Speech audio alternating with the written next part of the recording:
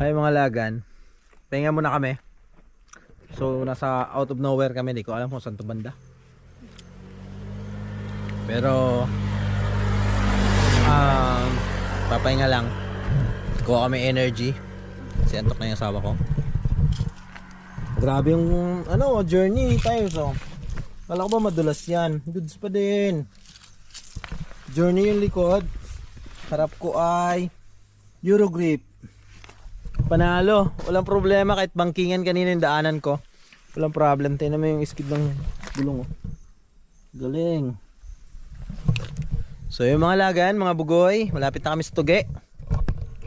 Malapit na, 220 kilometers pa simula rito.